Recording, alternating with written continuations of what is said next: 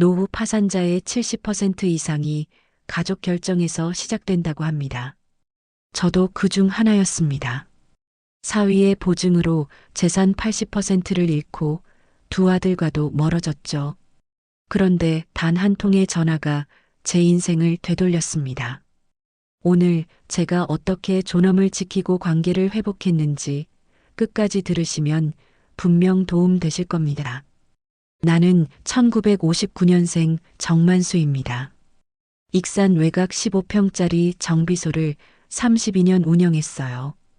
겨울이면 고무 냄새와 엔진 오일 향이 뒤섞였죠. 에어 컴프레서 소리가 오전 8시마다 천장을 울렸습니다. 그 소리가 하루의 시작이었어요. 월 매출 4,800만 원. 손은 늘 기름때로 까맣게 물들었지만 마음은 꽉 차 있었습니다. 정비소 앞 주차장엔 트럭 서너 대가 항상 대기했어요. 단골 기사님들이 아침 6시부터 문을 두드렸죠. 사장님, 엔진 좀 봐주세요. 그 말 한마디면 충분했습니다.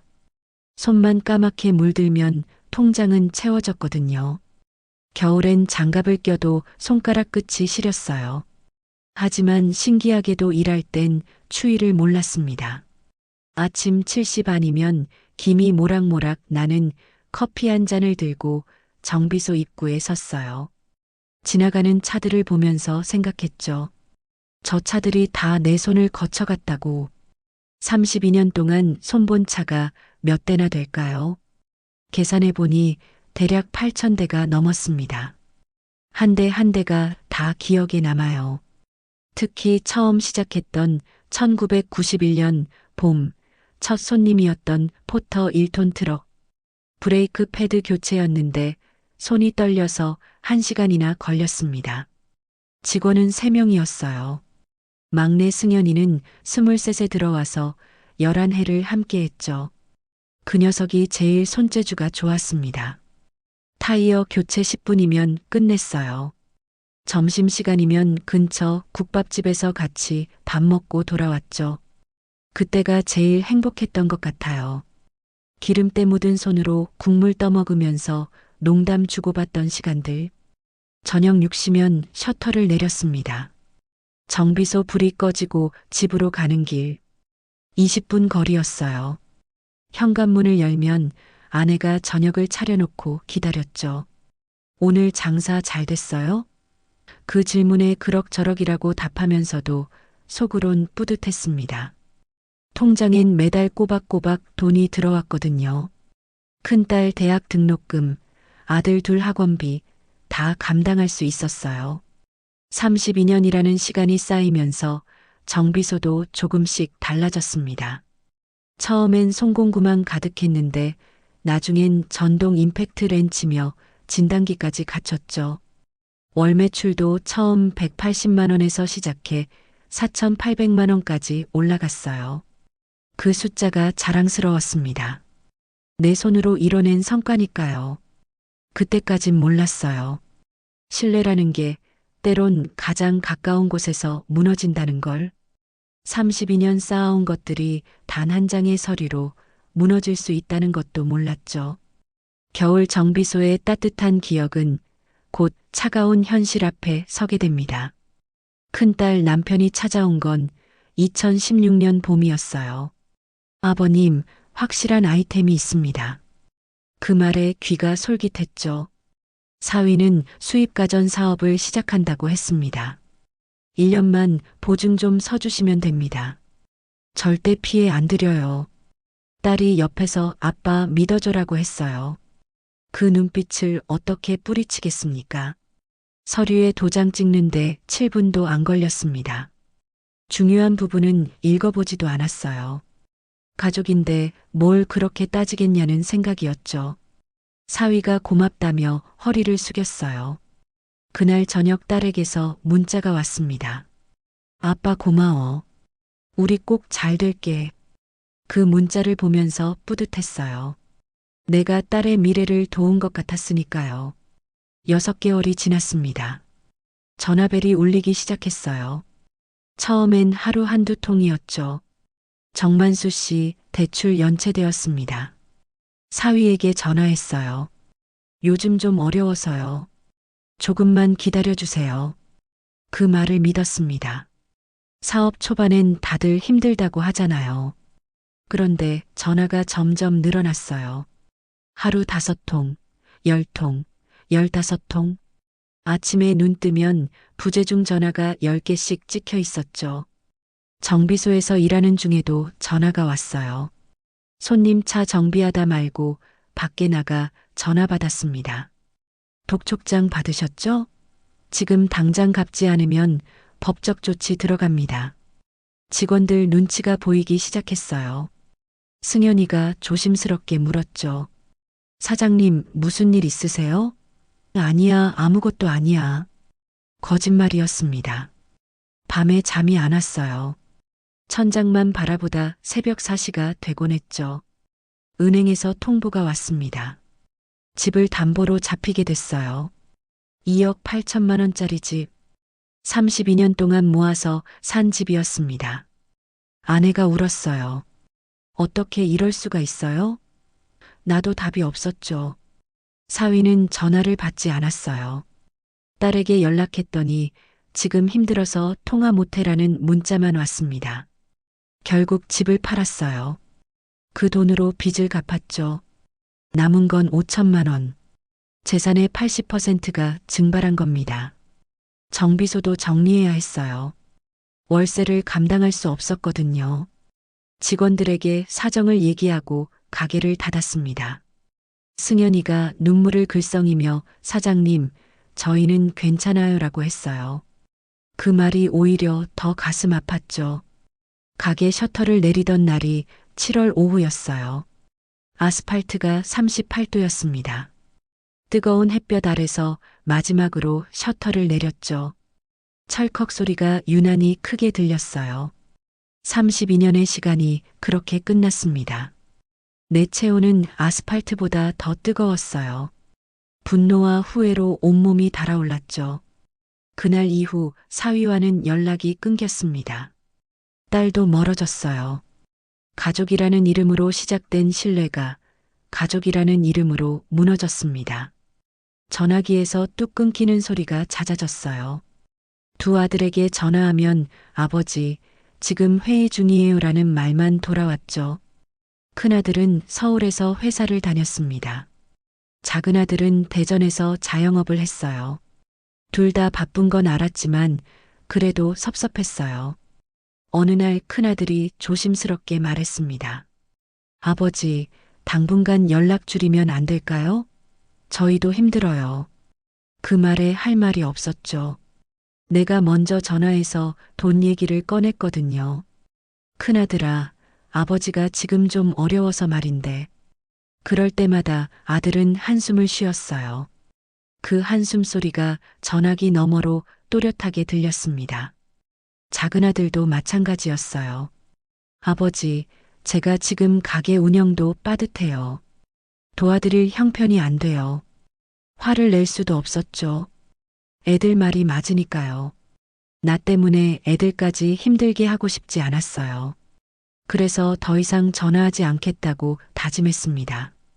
밤마다 소화가 안 됐어요. 저녁 먹고 나면 속이 더부룩했죠. 소화제를 먹어도 소용없었어요. 새벽 2시면 속쓰림에 잠에서 깼습니다. 부엌에 가서 물을 마시고 소파에 앉아 있곤 했어요. 어둠 속에서 혼자 앉아 있으면 생각이 꼬리를 물었죠. 내가 뭘 잘못했나? 가족을 믿은 게 잘못인가? 아내도 말수가 줄었어요. 예전엔 저녁마다 이야기를 나눴는데 이젠 TV만 봤죠. 서로 눈도 안 마주쳤습니다. 같은 공간에 있어도 따로 사는 것 같았어요. 아내가 가끔 한숨을 쉬었죠. 그 소리를 들으면 가슴이 먹먹했습니다. 친구들도 만나기 싫었어요. 물어볼 게 뻔했거든요. 정비소는 어떻게 됐어? 요즘 뭐해? 그 질문에 뭐라고 답해야 할지 몰랐죠. 거짓말하기도 싫고 사실대로 말하기도 창피했어요. 그래서 약속을 피했습니다. 요즘 몸이 안 좋아서라는 핑계로 혼자 있는 시간이 늘어났어요. 하루 종일 집에만 있었죠. TV를 켜놓고 멍하니 화면만 봤습니다. 뭘 하고 싶은지도 모르겠고 뭘 해야 할지도 모르겠었어요. 그냥 시간이 지나길 기다렸죠. 내가 한 건 변명과 하소연뿐이었습니다. 누구를 만나도 내 사정부터 늘어놓았어요. 내가 얼마나 힘든지 알아? 내 인생이 이렇게 될 줄 몰랐어. 그런 말들을 반복했죠. 상대방은 처음엔 들어주다가 나중엔 피했어요. 당연했습니다. 누가 하소연만 늘어놓는 사람을 좋아하겠어요. 외로움은 냄새가 없어요. 대신 말이 많아집니다. 혼자 중얼거리기도 했죠. 그리고 사람을 멀어지게 만들었어요. 나도 모르게 독이 됐던 겁니다. 가족에게도 친구에게도. 어느 날 거울을 봤어요. 낯선 사람이 보였습니다. 눈가엔 주름이 깊게 패였고 입꼬리는 처져 있었죠. 32년 정비소를 운영하던 그 사람이 아니었어요. 이건 내가 아니라고 생각했습니다. 하지만 거울은 거짓말을 안 하죠. 어느 날 막내 제자였던 승연이가 찾아왔어요. 정비소를 그만둔 지 8개월이 지난 때였죠. 초인종이 울렸습니다. 문을 열었더니 승연이가 웃으며 서 있었어요. 사장님, 오랜만이에요. 반가웠지만 동시에 미안했죠. 제대로 마무리도 못 해주고 가게를 닫았으니까요. 승연이는 커피를 사들고 왔어요. 거실에 앉아서 이런저런 얘기를 나눴습니다. 정비소 이야기, 요즘 하는 일 이야기. 그러다 내가 또 돈 얘기를 꺼냈어요.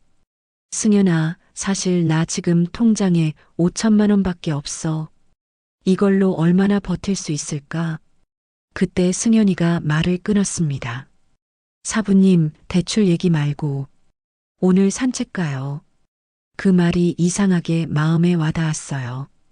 평소 같으면 왜 갑자기? 라고 물었을 텐데 그날은 순순히 따라 나섰죠. 동네 뒷산 산책로를 걸었습니다. 30분쯤 걸었을까요? 승연이가 말했어요. 사부님, 제가 요즘 느낀 게 있어요. 숫자 얘기하면 대화가 계산으로 바뀌더라고요. 그날 알았습니다. 통장 잔고를 말하면 대화가 계산으로 바뀐다는 걸. 상대방은 내 사정을 듣는 게 아니라 얼마를 도와줄지 계산하게 되는 거죠. 나도 모르게 상대를 불편하게 만들었던 겁니다. 집에 돌아와서 결심했어요. 자식들에게 구체적인 숫자를 말하지 않기로. 다음 날 큰아들이 전화했습니다. 아버지, 요즘 어떠세요? 응, 생활엔 지장 없어. 그 한마디만 남겼죠. 더 이상 통장에 얼마 남았는데라는 말은 하지 않았어요. 아들이 조심스럽게 물었어요. 정말 괜찮으세요? 걱정 말아라. 아버지가 알아서 할게. 그렇게 통화를 끝냈습니다. 신기했어요. 마음이 한결 가벼워졌죠. 부담을 덜어낸 기분이었어요. 그 다음엔 유언장을 정리했습니다. 혼자서는 어려울 것 같아 변호사를 찾아갔어요. 익산 시내 작은 법률사무소였죠. 상담료 15만 원을 냈습니다. 변호사가 물었어요. 어떤 내용으로 작성하실 건가요? 재산이 많지 않지만 명확하게 정리하고 싶습니다. 유언장에는 간단하게 적었어요. 남은 재산은 아내와 자녀들에게 공평하게 나눈다고. 누구 하나 서운하지 않게 말이죠. 연명의료의향서도 함께 작성했습니다. 내가 의식을 잃었을 때 어떻게 해달라는 것까지 적었어요. 서류에 서명하고 나니 한결 후련했죠. 그리고 나만 아는 비상금 통장을 하나 만들었습니다. 새마을금고에 가서 통장을 개설했어요. 매달 60만 원씩 넣기로 했죠. 5천만 원에서 60만 원이면 부담되지 않는 금액이었어요. 자동이체로 걸어놨습니다. 매달 5일이면 자동으로 빠져나가게요. 18개월을 채웠어요. 1,080만 원이 모였죠. 그 통장은 누구에게도 말하지 않았습니다. 아내한테도 자식들한테도. 진짜 급할 때 쓰려고 만든 거였어요. 그 통장이 있다는 것만으로도 마음이 든든했죠. 숫자를 닫으니 관계가 열렸어요. 아들들과 통화할 때 더 이상 무거운 공기가 흐르지 않았습니다. 아버지, 밥은 드셨어요? 응, 먹었어. 건강하세요. 너도. 짧지만 따뜻한 대화였어요. 그걸로 충분했습니다. 아이들 앞에서 그땐 미안했다는 말을 줄였어요. 사실 그 말을 너무 많이 했죠. 전화할 때마다 아버지가 잘못했어. 그때 내가 판단을 잘못했어. 그 말이 나한텐 사과였는데 아이들한텐 부담이었던 겁니다. 어느 날 작은 아들이 말했어요. 아버지, 그만 미안하다고 하세요. 저희도 힘들어요. 그 말에 깨달았습니다. 내 사과가 애들을 더 괴롭게 만들었다는 걸. 그래서 말을 바꿨어요. 그렇게 키웠는데도 잘 자라줘서 고맙다. 큰아들에게 전화했습니다. 아들아, 아버지가 부족한 게 많았는데 잘 커줘서 고맙다. 잠시 침묵이 흘렀어요. 아버지, 아들 목소리가 떨렸죠. 괜찮아. 그냥 고마워. 그렇게 통화를 끝냈습니다. 사과보다 감사가 훨씬 가벼웠어요. 건강도 챙기기 시작했습니다. 아침 5시 40분에 일어났어요. 알람 없이도 눈이 떠졌죠. 운동화 끈을 묶고 집 밖으로 나갔습니다. 동네 한 바퀴가 35분 정도 걸렸어요. 처음엔 숨이 찼죠. 10분만 걸어도 헉헉거렸습니다. 하지만 포기하지 않았어요. 매일 같은 시간에 나갔죠. 일주일이 지나니 숨이 덜 찼어요. 한 달이 지나니 35분이 금방 지나갔습니다. 몸이 가벼워지는 게 느껴졌어요. 걷고 돌아오면 10분 스트레칭을 했죠. 유튜브에서 시니어 스트레칭 영상을 찾아 따라했어요. 석 달 만에 체중계에 올라갔습니다. 82kg에서 73kg 됐어요. 9kg 빠진 거죠. 신기했어요. 바지 허리가 헐렁해졌습니다. 예전에 입던 옷을 다시 꺼내 입을 수 있었죠. 소화도 돌아왔어요. 밤에 속쓰림이 사라졌습니다. 새벽 2시에 깨는 일도 없어졌어요. 건강 앱을 깔았어요. 만보기 기능이 있더라고요.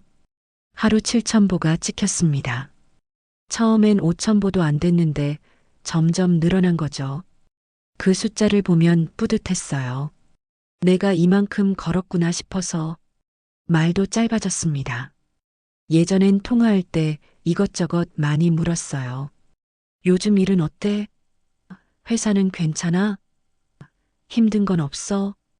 그런 질문들이 부담이 될 수 있다는 걸 알았죠. 그래서 세 마디만 남겼습니다. 고맙다, 사랑한다, 괜찮다. 큰아들에게 문자를 보냈어요. 잘 지내라. 사랑한다. 답장이 왔습니다. 아버지도요. 짧지만 따뜻했어요. 작은 아들한테도 마찬가지였죠. 고맙다. 그 한마디에 아들이 답했습니다. 저야말로요, 아버지. 통화가 길어졌어요.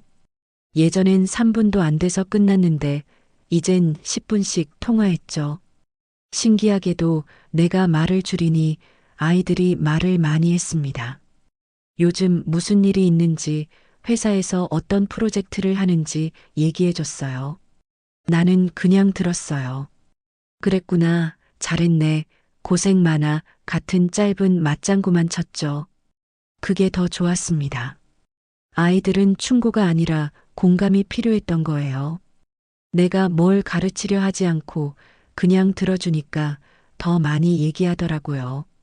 아내와의 대화도 늘었습니다. 아침 산책 다녀와서 오늘 날씨 좋더라고 말했어요. 아내가 나도 나갈까? 라고 물었죠. 그래, 같이 가자. 다음 날부터 둘이 함께 걸었습니다.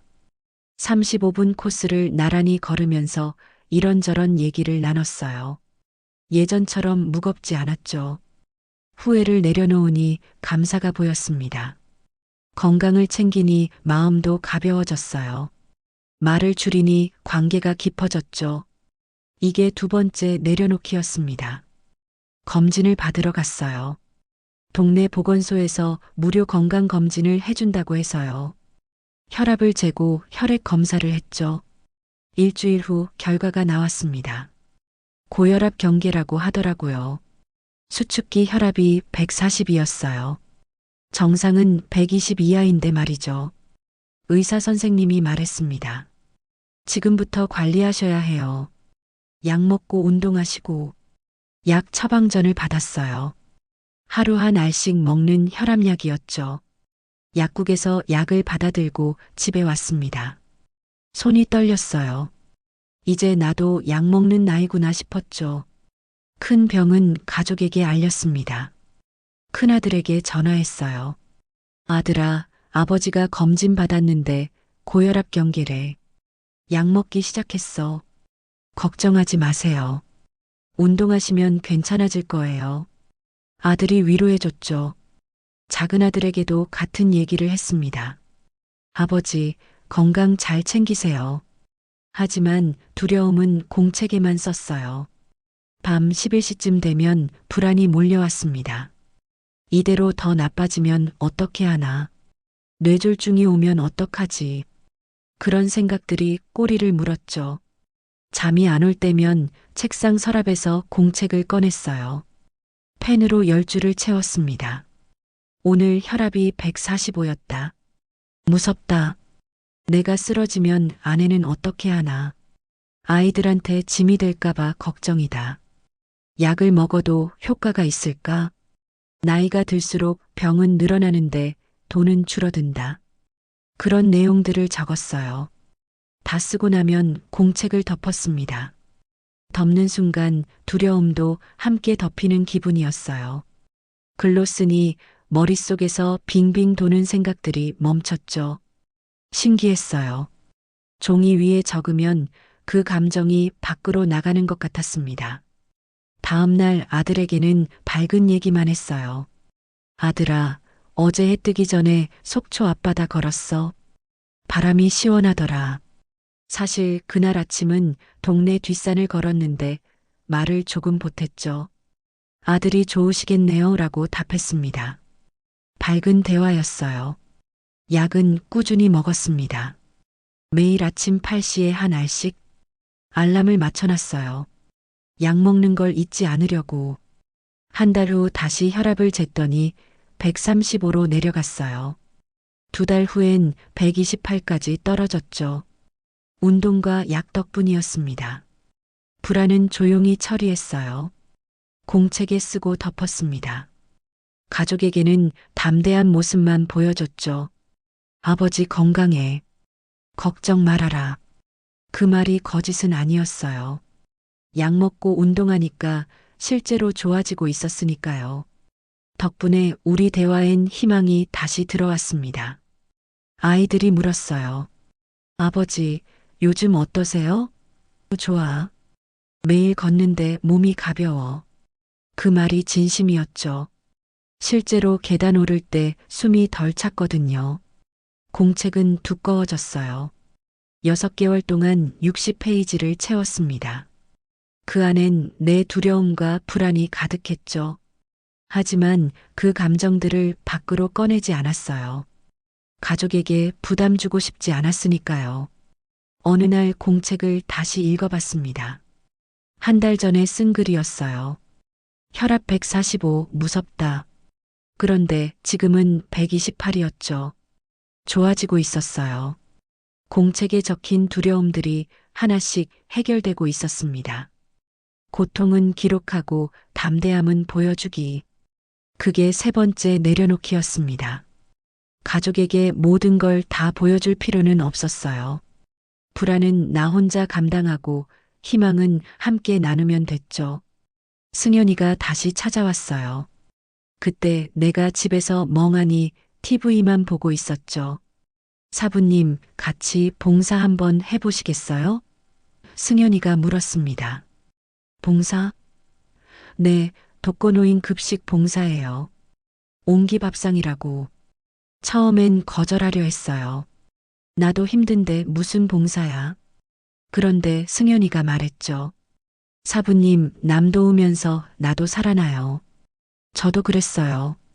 그 말이 마음에 걸렸습니다. 남 도우면서 나도 살아난다. 한번 해볼까 싶었어요. 다음 주 화요일 오전 9시에 옹기밥상 주방으로 갔습니다. 익산 시내 복지관 지하 1층이었어요. 문을 열고 들어갔더니 주방에서 김이 모락모락 올라오고 있었죠. 앞치마를 두른 봉사자들이 채소를 다듬고 있었어요. 처음 오셨어요? 봉사단장님이 웃으며 물었습니다. 네, 정만수라고 합니다. 어서 오세요. 오늘은 양파 좀 다듬어 주시겠어요? 양파 200개가 플라스틱 바구니에 담겨 있었어요. 칼을 들고 양파 껍질을 벗기기 시작했죠. 눈이 매웠습니다. 양파 50개쯤 썰었을 때 눈물이 줄줄 흘렀어요. 손으로 눈을 비볐더니 더 따가웠죠. 옆에 있던 봉사자가 곡을 쓰세요라며 수경을 건네줬습니다. 수영장에서 쓰는 그 수경이요. 쓰고 나니 좀 나았어요. 이 시간 동안 양파 200개를 다 썰었습니다. 손에서 양파 냄새가 났어요. 비누로 씻어도 안 없어졌죠. 그런데 신기하게도 마음은 후련했습니다. 오랜만에 뭔가 했다는 느낌이었어요. 정비소에서 일하던 그 감각이 조금 돌아온 것 같았죠. 점심시간이 됐어요. 봉사자들끼리 같이 밥을 먹었습니다. 된장찌개에 밥 한 공기. 간단했지만 맛있었어요. 다음 주에도 오시겠어요? 단장님이 물었죠. 네, 오겠습니다. 그렇게 대답했어요. 주 2회 화요일과 목요일 오전 9시부터 2시간씩 봉사했습니다. 양파 썰고 감자 깎고 국 끓이고 단순한 일이었지만 의미 있었어요. 누군가의 밥상을 채우는 일이었으니까요. 한 달이 지나자 봉사자들과 친해졌죠. 이름도 다 외웠어요. 재정도 조금씩 회복됐습니다. 승현이가 중고 정비 장비를 팔 수 있는 온라인 플랫폼을 알려줬어요. 사부님, 예전에 쓰시던 공구들 있잖아요. 그거 손봐서 팔아보세요. 집 창고에 쌓여있던 공구들을 꺼냈습니다. 에어 임팩트 렌치, 유압잭, 진단기, 먼지 쌓인 장비들을 닦고 기름칠하고 점검했어요. 작동하는지 하나하나 확인했죠. 사진을 찍어 온라인에 올렸습니다. 32년 경력 정비사가 직접 사용한 공구. 상태 양호. 일주일 만에 첫 거래가 성사됐어요. 에어 임팩트 렌치를 35만 원에 팔았죠.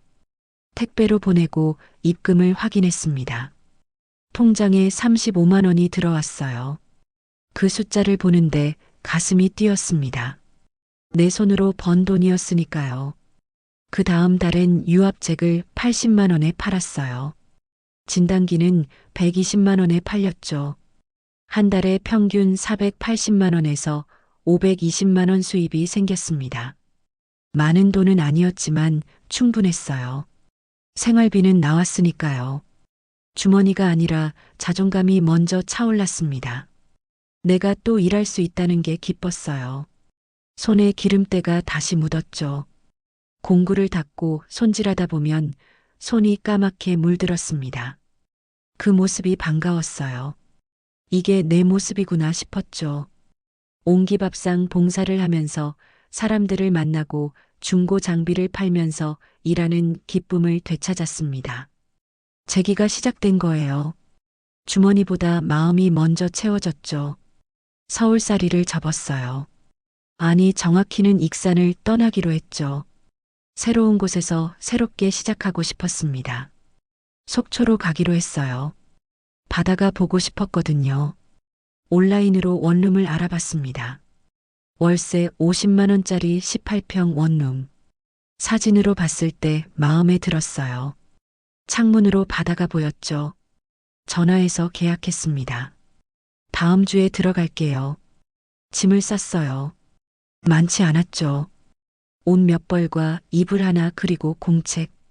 32년 정비소 시절의 물건들은 거의 다 팔았으니까요. 이사날 아침 짐을 차에 실었습니다. 아내와 함께 속초로 향했어요. 고속도로를 3시간 달렸죠. 속초 톨게이트를 빠져나오니 바다 냄새가 났습니다. 짭조름한 바람이 창문으로 들어왔어요. 원룸에 도착했습니다. 4층이었어요. 엘리베이터를 타고 올라가 문을 열었죠. 바닷바람 냄새가 현관까지 스며들었습니다. 창문을 열자 바다가 보였어요. 푸른 동해가 눈앞에 펼쳐졌죠. 여기 괜찮네. 아내가 말했습니다. 짐을 풀고 앉아 있는데 핸드폰이 울렸어요. 큰딸에게서 메시지가 왔습니다. 아빠 미안했어. 우리 밥 먹자.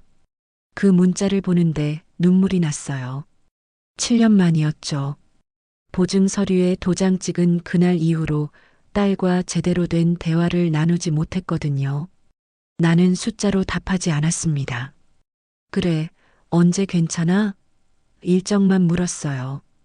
다음 주 토요일 어때? 좋아. 그렇게 약속을 잡았죠. 통화를 끊고 한참을 멍하니 앉아 있었습니다. 딸이 돌아온다. 그 생각에 가슴이 벅찼어요. 다음 주 토요일 속초 시내 식당에서 만났습니다. 딸이 먼저 왔더라고요. 테이블에 앉아 있는 딸을 보니 7년 전보다 나이 들어 보였어요. 주름이 생겼고 머리에 흰머리카락도 몇 가닥 보였죠. 내 탓이구나 싶었습니다. 아빠, 딸이 먼저 말을 걸었어요. 왔구나. 나는 짧게 답했죠. 서로 자리에 앉았습니다. 잠시 침묵이 흘렀어요. 딸이 말했어요. 아빠, 그동안 정말 미안했어.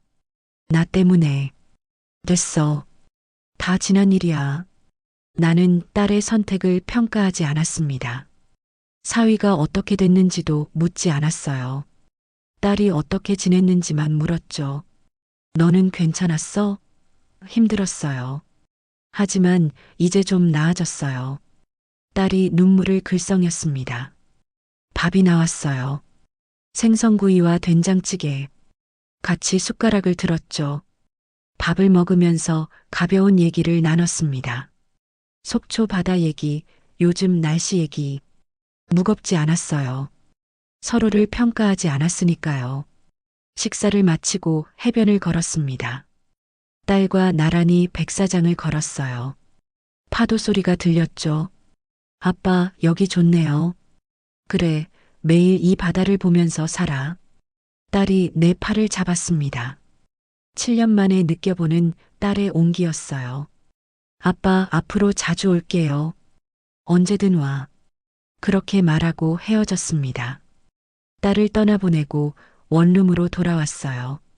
창문을 열고 바다를 봤죠. 저녁바람이 불어왔습니다. 시원했어요. 나는 딸의 선택을 존중했어요. 딸은 내 침묵을 존중했죠. 그게 가족의 두 번째 시작이었습니다. 첫 번째는 32년 전 정비소를 열었을 때였어요. 두 번째는 지금 속초에서였죠. 아들들에게도 연락이 왔습니다. 아버지, 저희도 놀러 갈게요. 그래, 와라.